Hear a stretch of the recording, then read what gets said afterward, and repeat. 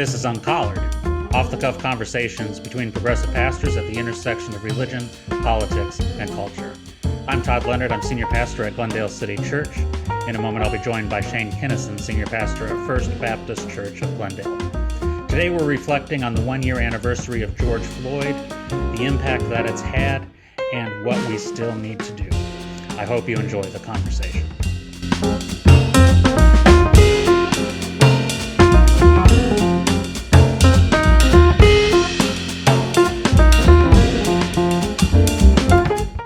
Well, Shane, you and I are sitting here now. We're right at 1 year after the murder of George Floyd at the hands of Derek Chauvin, who we now know has been convicted as the murderer of ending George Floyd's life in that tragic way in Minneapolis on May 25.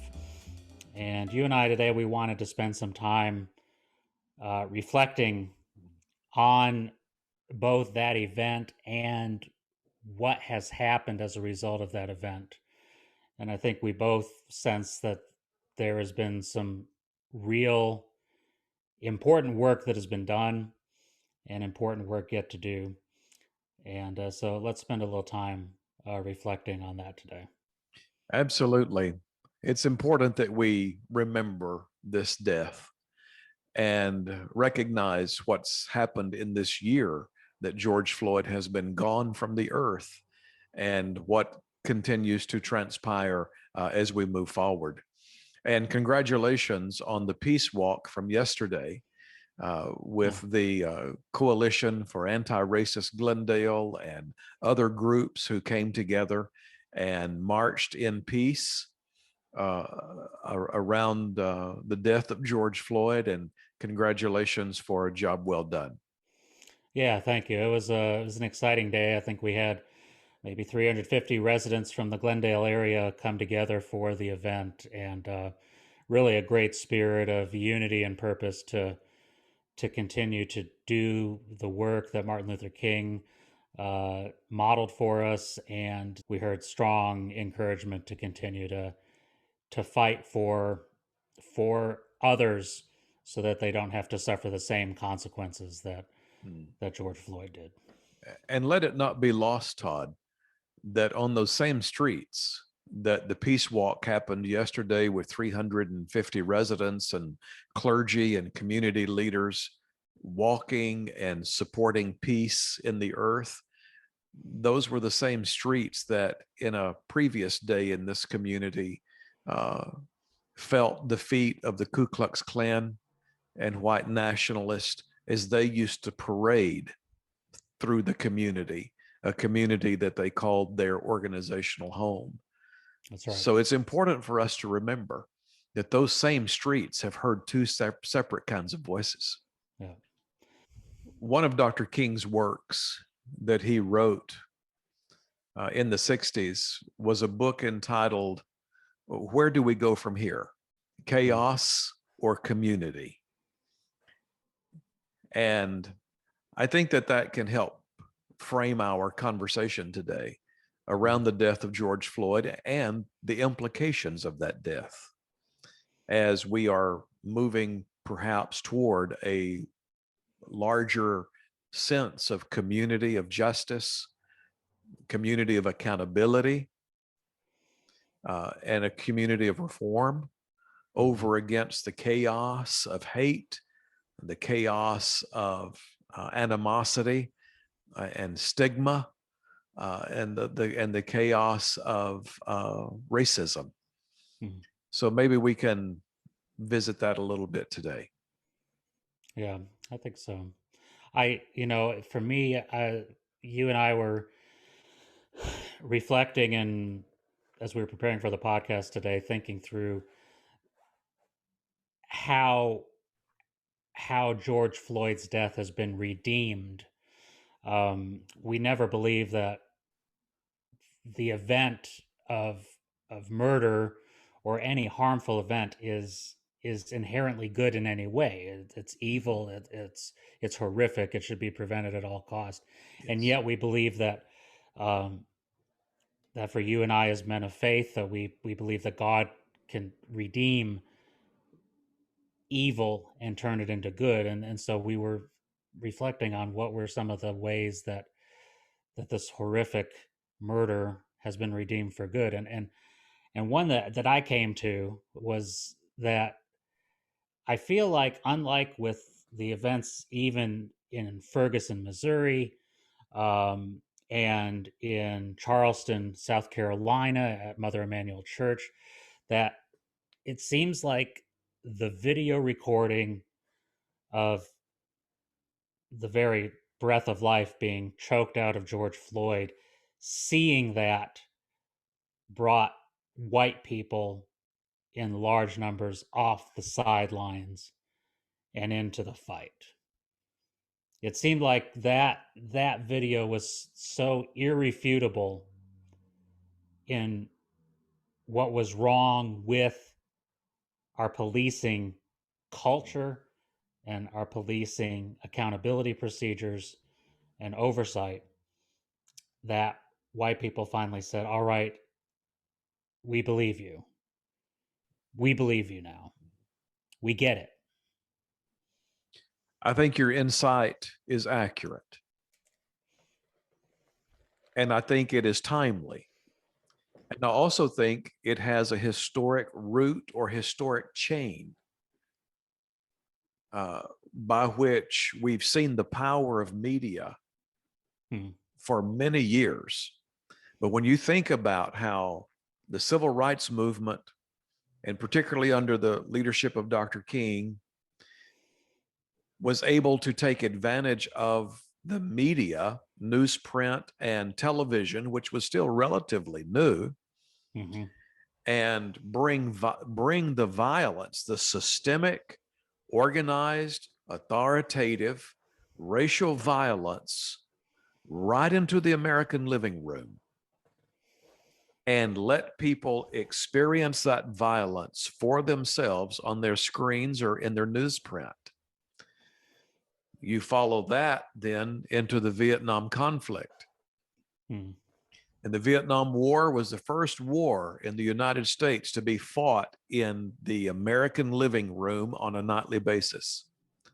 And that changed a lot of the ways that people saw systemic racial violence coming from the authority of law enforcement in the 50s and 60s, and the violence being perpetrated in an Asian country in the 60s and 70s.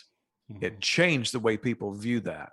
And now here we are, fast forwarding, as if we haven't seen violence from the 70s until now, but here we are fast forwarding to George Floyd, and we have witnessed that kind of violence in real time in our living rooms now, and in the palms of our hands on our phones and our other technology. So you're right. It has awakened many people. And that is a celebratory moment. As far as anything that might be redemptive out of George Floyd's murder, part of that redemption might be that people are being awakened in a sense of new conscience and new ethic and new desire for systemic and significant change. Yep. Yeah, and you think about how often African Americans have told us, you and me and others of our skin color, have told us that they get mistreated by police, or they are not, their experience with police is different from yours and mine. And it was always kind of one of those things that I think for a lot of us, where we would believe our African American brothers and sisters on so many things, we always kind of wondered if they were exaggerating, or just or blaming the cop when the African American person was the one who wasn't doing the right thing. And we kind of always, there was always that kind of doubt because our experience with police is so different. Um, and so to finally see these cell phone videos, you can't, there's no way you can place a news reporter at the scene of an officer responding to a call. You just, there's no way to do that. The only way it can happen is if there's a bystander on the street with a cell phone camera, or now, as now more and more police are required to wear their own body cam, if you can get the body cam footage released. But again, it was seeing George Floyd on that cell phone camera. It was like, okay, you guys are telling the truth. It's not hyperbole. It's not exaggeration. We get it. And it's wrong and it's unjust. As horrific as it was to see dogs attacking young men and women in the 60s and fire hoses being turned on crowds of African Americans, it is wrong to now be able to see firsthand how police respond to African Americans as opposed to Caucasians. Yes. And the reality that, as you indicated earlier, the death of George Floyd has moved people out of the middle, or off of this, off of their seats, or off of the periphery, and into the fray. At at whatever level, whatever degree, but people are being more engaged with what is supposed to be just, what is supposed to be accountable, and what is supposed to be right. And many of these people are white people who are moving into the fray, so many for the very first time, seeking to apply their voice and their actions and their concerns in this moment in our nation's history, when those in authority who use that authority for hurtful and harmful or destructive purposes, they must be held accountable. And people are beginning to realize that, and they're beginning to move in that direction. Yep. When we see that, you spoke at a rally that you helped organize last year after George Floyd's death. And what percentage of that crowd would you say were white people at that event? Well, first of all, it was an overwhelming crowd, period. A couple thousand at least. 2,000 to 3,000 people, perhaps, descending upon the outdoor courtyard area at the city of Glendale City Hall.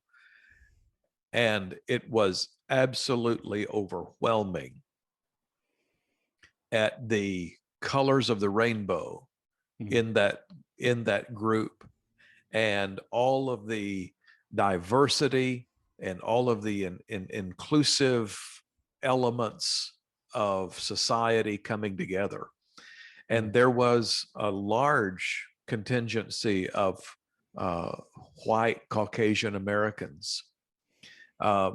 So you're right. There was a large presence of white people who were there, and to some degree living out their frustration and their concern, and they were emoting, as well as people of color who have lived generationally in this kind of disdain from those who have authority over them. So it was very encouraging. It was truly an awakening moment for us here in Glendale. And as a result of that moment, the Coalition for an Anti-Racist Glendale was founded as a result of that moment. And that coalition has been actively engaged and involved from that day to this day. And that coalition is as diverse and inclusive as the gathering that was there on that day when we had that vigil in memory of George Floyd.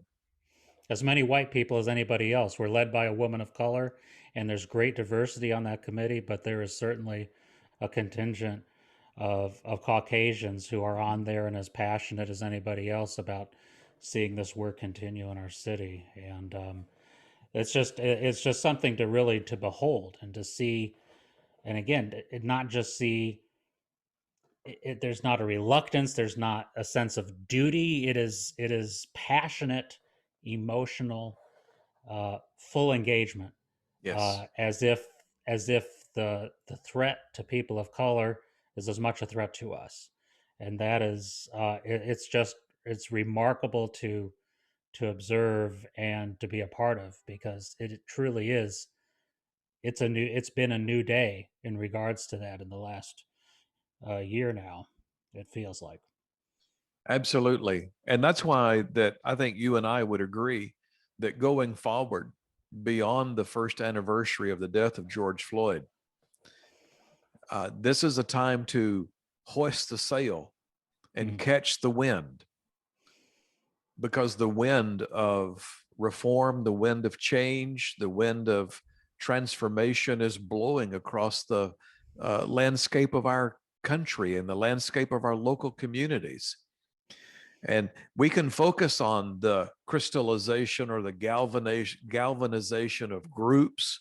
We can focus on the hardening of boundary lines or battle lines between various kinds of groups or entities or political parties. It's all there.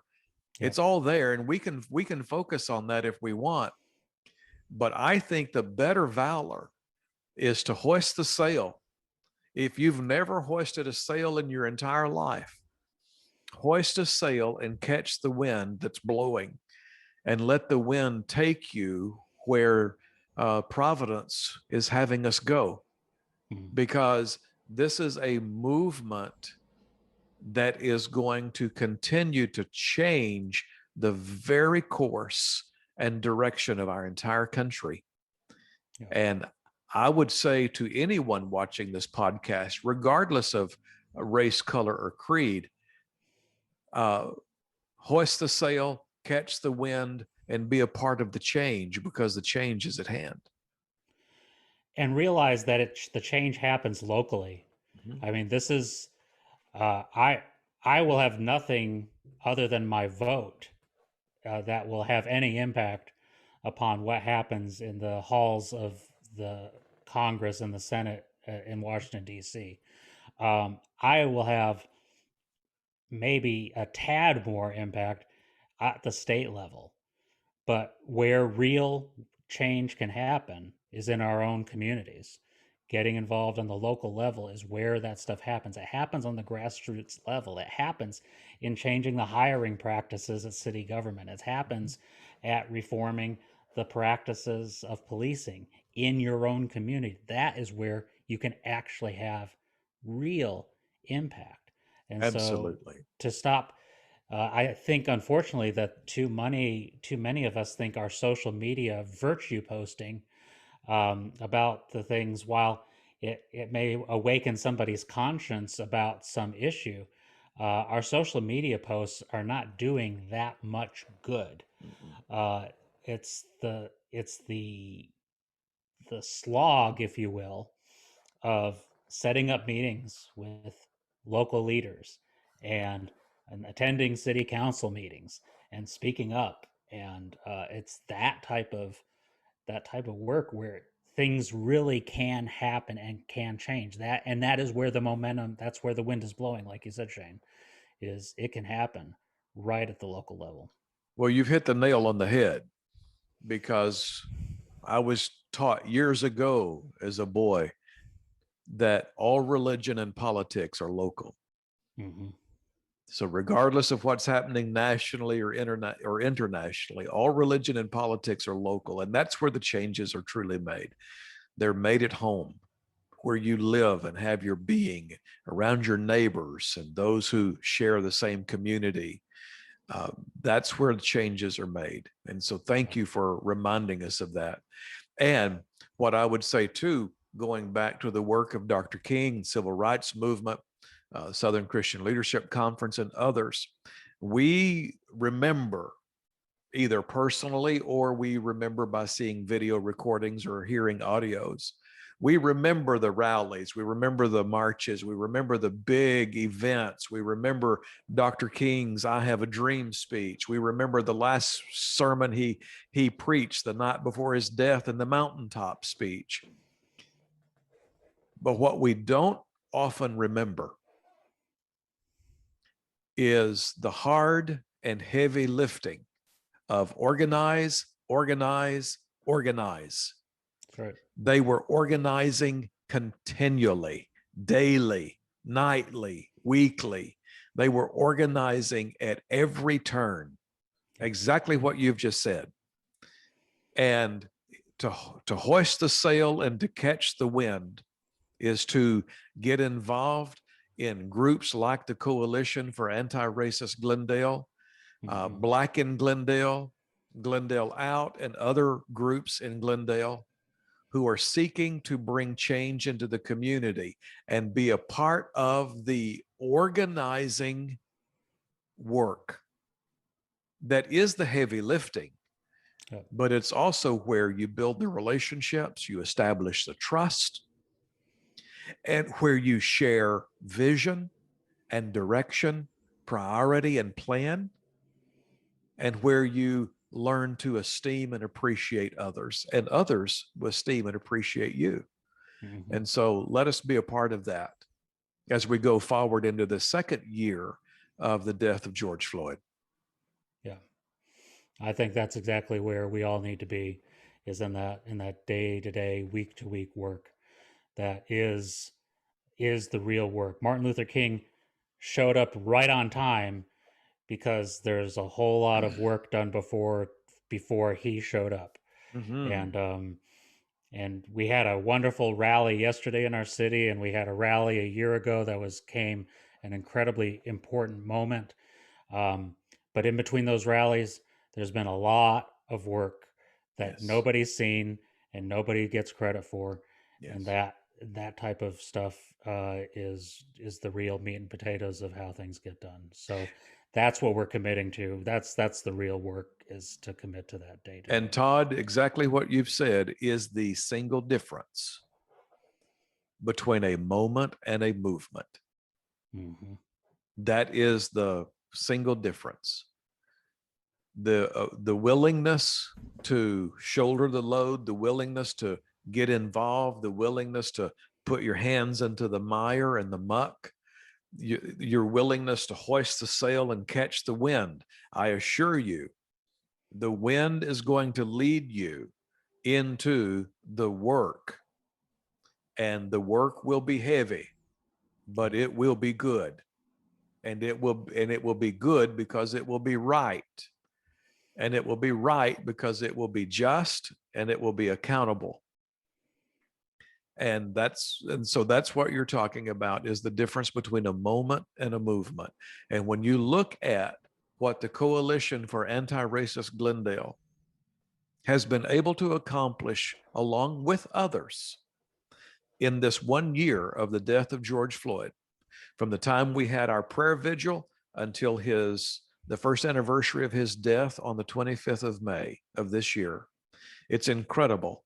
And none of that could have happened by just giving speeches or putting out social media posts or anything of that nature. It had to be the organizing work. And that's what we invite our podcast listeners to join us in, is the organizing work that is still ahead. And in that spirit, we say to George Floyd, rest in peace, rest in power. Your life will not be forgotten, and your death will not be in vain. We will keep working so that others don't follow the same path and suffer the same consequences. We're going to make this world better. Amen.